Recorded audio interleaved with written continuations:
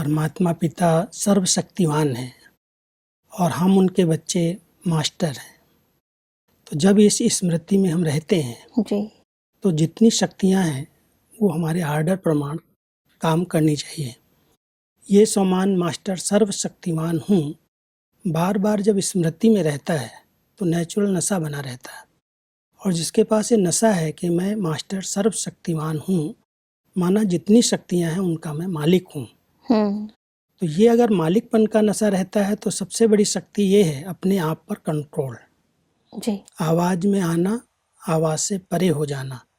अगर ये शक्ति, ये नशा हमको रहता है तो ये हमारे अनुसार जितना चाहें जब चाहें बात करें, आवाज़ में आए और जब चाहें आवाज़ से परे हो जाएं।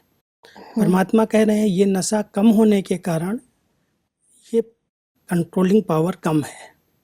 ये अभी तक आपके चेहरे पर दिखाई नहीं देती। बातों में आते हैं तो बातों का रस आत्मा को खींच लेता है, आवाज़ में आ जाते हैं। जी।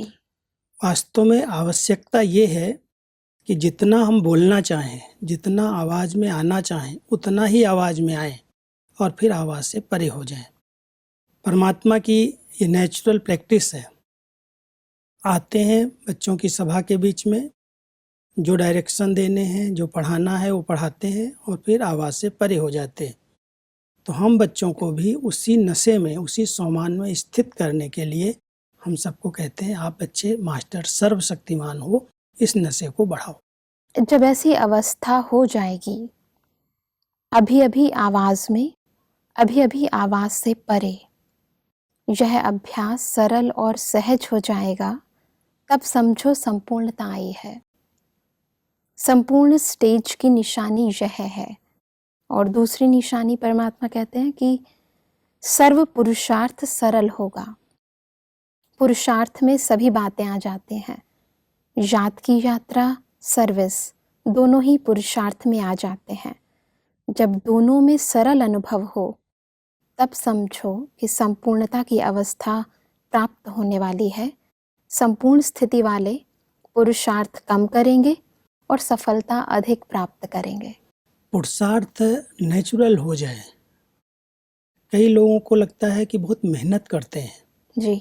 और मेहनत वालों के चेहरे से भी दिखाई देता है, जो मेहनत करेगा वो थकेगा, कभी करेगा कभी छोड़ देगा। लेकिन जिनका नेचुरल पुरुषार्थ है उनका योग ऐसे सहज रहता है जो लगाने की मेहनत नहीं करनी पड़ती। हम अपनी दादियों को देखते, बड़ों को देखते, जो हमारी नियमित आत्माएं हैं, उनका ये पुरुषार्थ ऐसा नेचुरल है जो उनके चेहरे से, उनके हर कर्म से दिखाई देता है ये योग में है। इनकी याद की यात्रा चालू है और सेवाएं भी ऑटोमेटिक जो उनके संकल्प उठते हैं वो हो रही हैं, कहने की भी आवश्यकता नहीं है। तो ये एक सरल जीवन बन जाती है। तो जब हमारा अटेंशन रहता है और उस स्टेज में हम स्थित होकर के कोई कर्म करते हैं, जो इस ऊंचे सोमान में रह करके जब हम कर्म करते हैं तो कर्म इंद्रियां अपना कार्य ऑटोमेटिक करती हैं। उसका भी भान नहीं रहता कि ये करना है मुझे, लेकिन जो आवश्यक कार्य है वो समय पर टच होता है और कर्म इंद्रियों से हो जाता है। तो इसलिए परमात्मा हम सबको कहते हैं हर सब्जेक्ट में बहुत सरलता का अनुभव होगा। मेहनत और जो मुश्किल है वो शब्द खत्म हो जाएगा। तो सब आज की दुनिया में इंसान मेहनत बहुत करता है और उसको प्राप्ति बहुत कम होती है। और ये चीज़ जो है हर एक व्यक्ति को कंप्लेंट है आज अपनी ज़िंदगी से। क्योंकि विधि यथार्थ नहीं है। इस विधि को अपना लिया जाए अगर, जो परमात्मा हम सबको सिखा रहे हैं, क्योंकि कोई भी कर्म के लिए श्रेष्ठ स्मृति की ज़रूरत है। कोई पोजीशन की स्मृति रहती है तो उसके अनुसार उसको आर्डर देना होता और आर्डर प्रमाण सब काम करना शुरू कर देते हैं। जब हमें अपनी स्मृति ही नहीं है कि मैं हूँ कौन, तो हमारा कहना भी सब नहीं मानते। अगर यही स्मृति रहे कि मैं मास्टर सर्वशक्तिमान हूँ, ये जितनी शक्तियाँ हैं वो हमारे आर्डर पर चलनी चाहिए। और जब चलती हैं, मान लो आज हमको बोलना है, बोल रहे हैं, नहीं बोलना है, हम चुप हो गए।